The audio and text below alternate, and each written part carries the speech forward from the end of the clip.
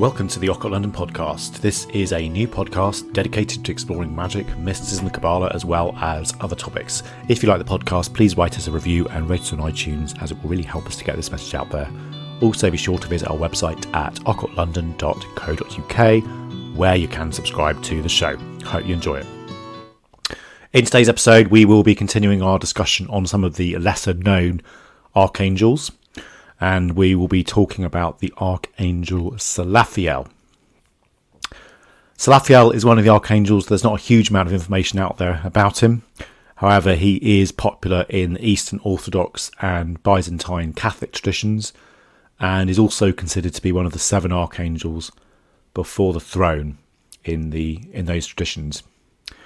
He has several different titles, including the following: Zerachiel, Saltiel, Sialriel, Selaphiel, Salathiel, Saint Selaphiel, Salatiel, Sheatiel.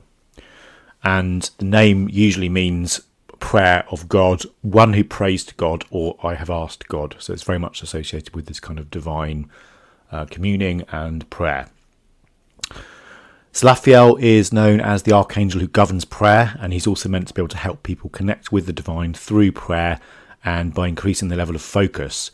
So removing distractions and concentrating on praying, on focusing on that kind of awareness. And in this way, he can really be seen as an archangel who helps with meditation, as it's really that kind of skill. As magicians, we develop the meditation in order to kind of find that silence within ourselves and really kind of connect with that divine energy. There's not a huge amount of information out there about him from kind of traditional texts. However, he does appear in a few different ones which I wanted to talk about.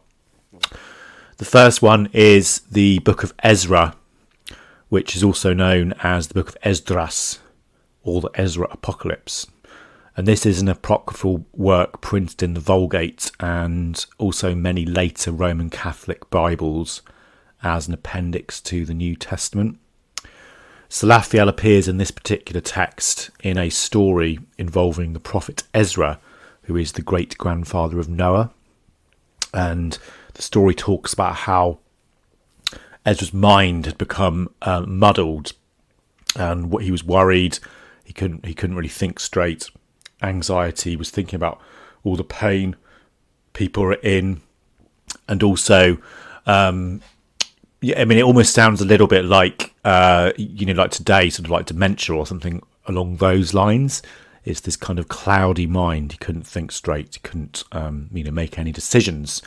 And in the story, the Archangel Selaphiel appears to him, and I just wanted to quote: "I awakened, and an extreme fearfulness went through all my body, and my mind was troubled, so that it fainted.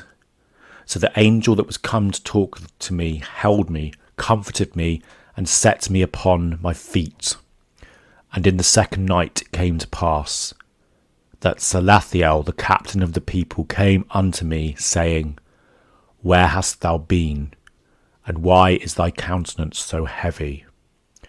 Knowest thou not that Israel is committed unto thee in the land of their captivity? Up then, and eat bread, and forsake us not, as the shepherd that leaveth his flock in the hands of cruel wolves." So, basically, in essence, what he does, Selaphiel actually clears his mind. So he kind of removes all of these distractions, all of these concerns, all these worries. So Ezra is actually able to really kind of see his destiny from that point of view, and become the leader that he's meant to be.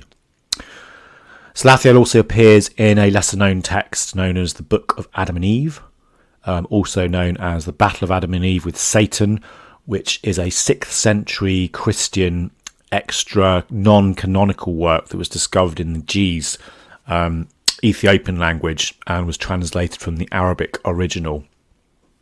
And it's not recognised in some traditions. However, it's a fascinating text. If anyone gets the chance to read this, then I'd highly recommend it.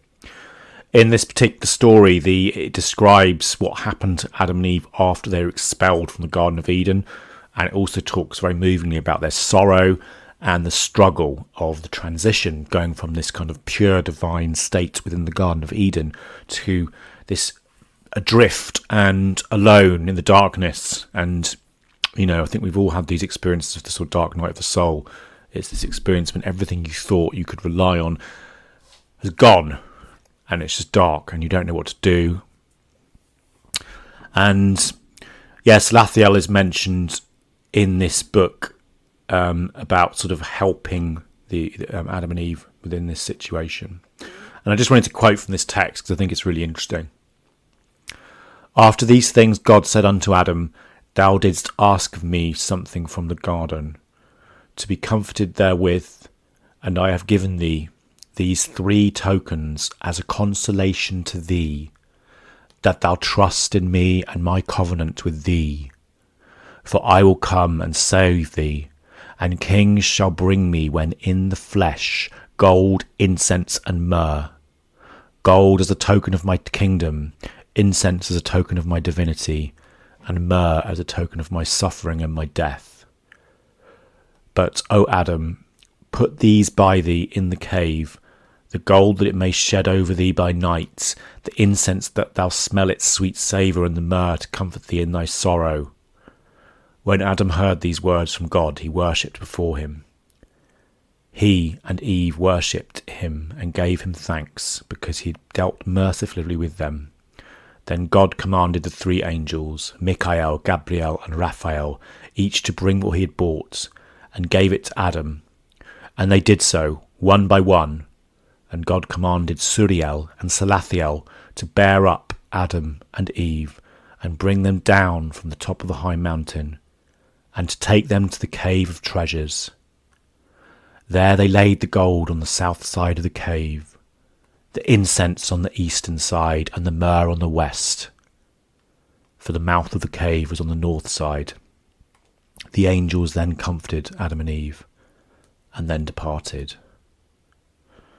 So it's a really beautiful piece of writing that from this particular text, I think, and it particularly this idea, they're adrift, they've been cast out of the Garden of Eden in the darkness, they don't know what to do, terrified, and the angels come and bring them these beautiful gifts and also comfort them and bring them love and hope. And it's also interesting, I think, that the Cave of Treasures also echoes this kind of idea of the cave from Plato almost. It's this kind of darkness, almost like an allegory for this ignorance, this blindness that's come about through that fall.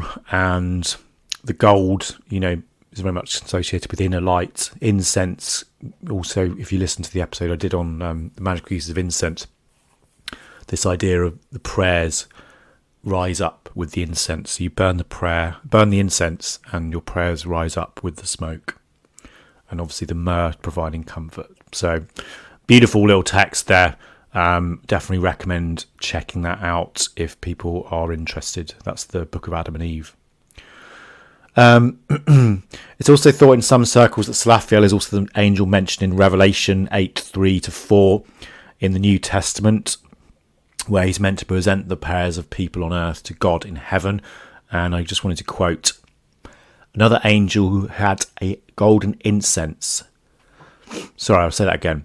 Another angel who had a golden censer came and stood at the altar. He was given much incense to offer with the prayers of all God's people. On the golden altar in front of the throne, the smoke of the incense together with the prayers of God's people went up before God from the angel's hand. So again, it's this idea of him gathering the prayers and burning those prayers in that incense. It's transmuting something from a material into spiritual and ethereal. In terms of modern day devotion, Selaphiel is very much connected with prayer and devotion in the Eastern Orthodox traditions. He's also said to help his followers sort of break negative patterns, so things like addictions. He also helps children and any kind of issues around children and the innocence. And also some Orthodox Christians also ask for his guidance if they feel that their prayers are suffering from sort of distractions and coldness. From an iconography point of view, in sort of images and pictures, that type of thing, Selaphiel's usually visualized in an attitude of kind of prayer or meditation. So he normally has a downcast head and arms crossed over his heart, obviously representing Tiferet, representing that sort of divine heart within us. He's also associated with incense burning and thuribles and thurifers. So as I said, this idea of incense being this means for man to cross over from the heart, from that prayer within the heart, and rise up to heaven. In some traditions, he's also said he provides the faithful with incense on a golden altar, so that the smoke of the incense, together with the prayers of God's people, went up before God from the angel's hand. In Catholic art, Selaphiel is sometimes depicted as holding a water container with two fish, which obviously represents this kind of, well, lots of different symbolism with the fish, but it's this idea of kind of being provided for by God is one of the kind of more common things. So what can we say about Selaphiel to sum him up? He's a very interesting archangel, and definitely worth working with, worth studying more, worth doing some meditation with this particular being. It seems that the qualities of clearing the mind for meditation and prayer and focus are very much needed in our kind of crazy modern society at the moment. We're so wrapped up in consuming media, television, computer games. Everything's about entertainment if you look around. And we often just forget to sit in silence with our thoughts. And this does not necessarily mean, let's be all massively religious. But if you look at the actual kind of true meaning behind prayer, it's really about silencing that mind. Silence that monkey brain that's constantly jabbering away and telling you to watch the latest Netflix series, and actually try and sort of focus that mind in. Listen to that silence. Sit with yourself in silence. Don't have any apps. Don't have any meditation, binaural beats. Just get rid of all that stuff and try and sit in silence. Particularly if you can go outside into nature, it's very, very powerful. And just allow yourself, your kind of inner self, to just start speaking to you. And you'll find that you get some amazing results if you start doing that. Just sitting in silence and being with yourself. And I think if we kind of focus on silence and asking for Selaphiel's help, we can really sort of try to unwrap our dependence on stuff that is outside of us and really begin to see what's important and really matters to us and our families. That's all we've got time for tonight. Thanks very much, everybody. I hope you've enjoyed it. Please make sure to visit the website at occultlondon.co.uk, where you can subscribe to the show. Thanks.